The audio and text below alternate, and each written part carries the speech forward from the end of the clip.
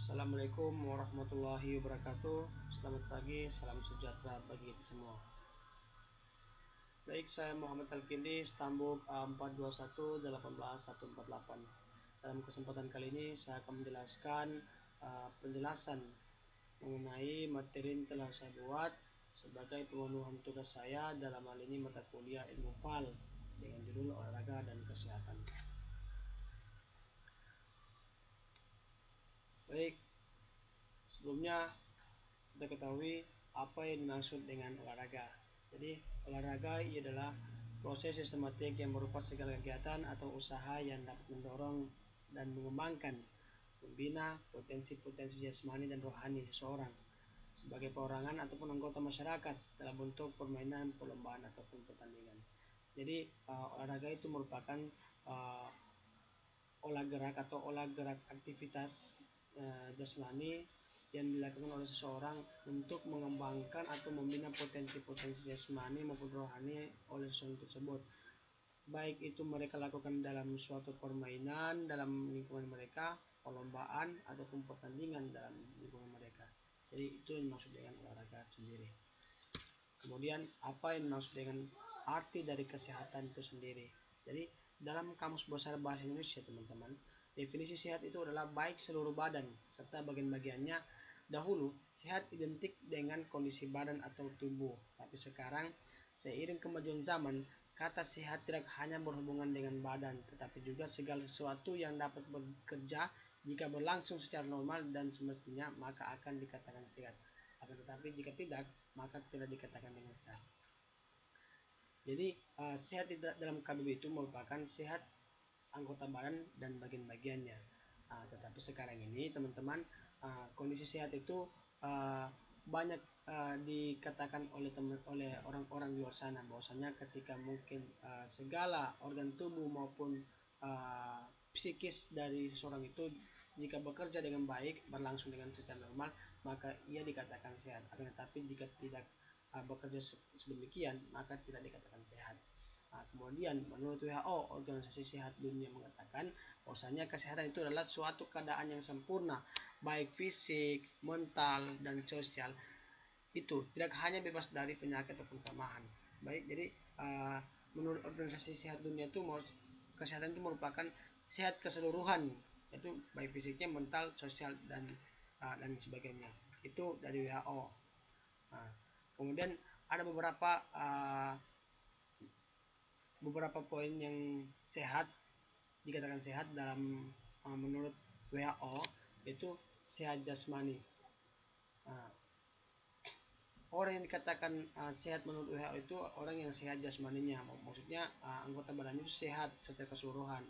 Kemudian sehat mentalnya, jadi psikis, fisiologis dari seorang itu, semua yang ada pada tingkah laku dan lain sebagainya itu sehat semua.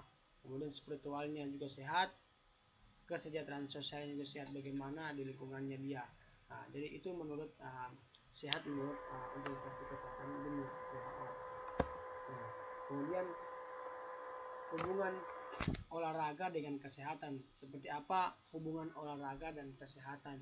Jadi hubungan olahraga dengan kesehatan yang linear dan berbanding lurus memberikan pengertian bahwa kesehatan kita juga disokong oleh beberapa sering dan konsistennya kita dalam melakukan olahraga. Jadi apabila kita sering berolahraga, tubuh kita akan kebal dengan beberapa penyakit dibandingkan dengan yang jarang berolahraga. Ada beberapa macam manfaat olahraga bagi kesehatan yang bisa dirasakan sekarang dan masa yang akan datang. Jadi olahraga dan kesehatan itu menjadi satu kesatuan, tidak bisa dipisahkan.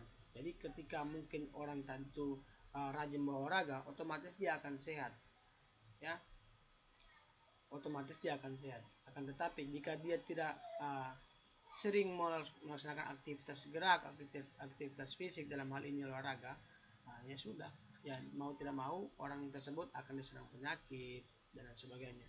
Jadi hubungan olahraga dan kesehatan ini merupakan satu kesatuan. Kemudian manfaat olahraga bagi kesehatan. Ada beberapa manfaat olahraga kesehatan yang dapat kita rasakan sekarang,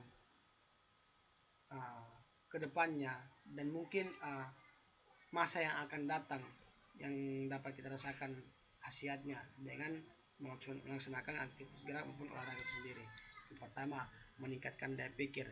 Ya, ketika tadi seseorang itu rajin, rutin melaksanakan olahraga, nah ini dia dapat meningkatkan daya pikir otaknya, ya, memperlancar daya ingat dan lain sebagainya. Ketika mungkin tadi orang rutin atau sering melaksanakan aktivitas gerak dan paling olahraga, itu yang pertama, manfaat yang pertama itu meningkatkan daya pikir seseorang.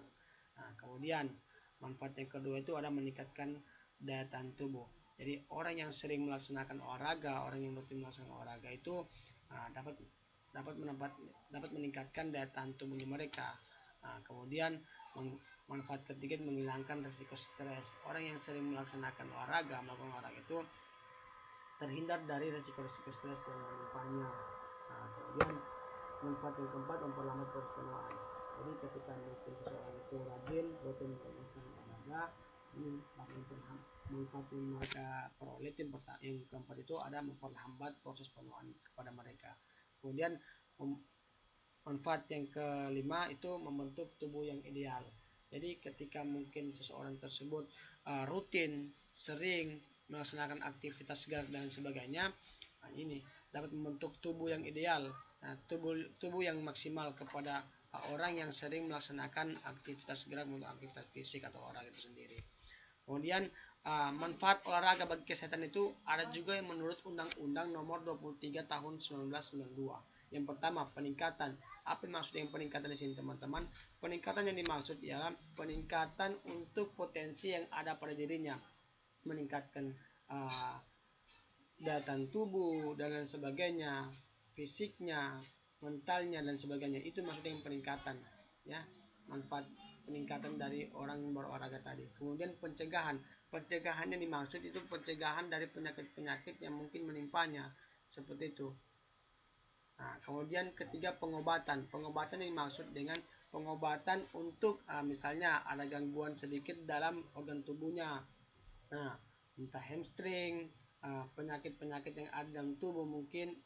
Ini manfaat yang diperoleh adalah pengobat sebagai alternatif pengobatan itu, ya. Nah, kemudian pemulihan.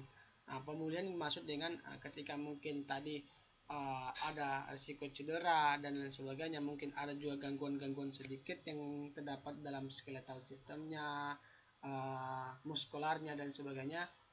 Nah, ini manfaat yang keempat ini sebagai alternatif pemulihan juga menurut Undang-Undang Nomor 23 Tahun 1992, teman-teman. Jadi seperti itu.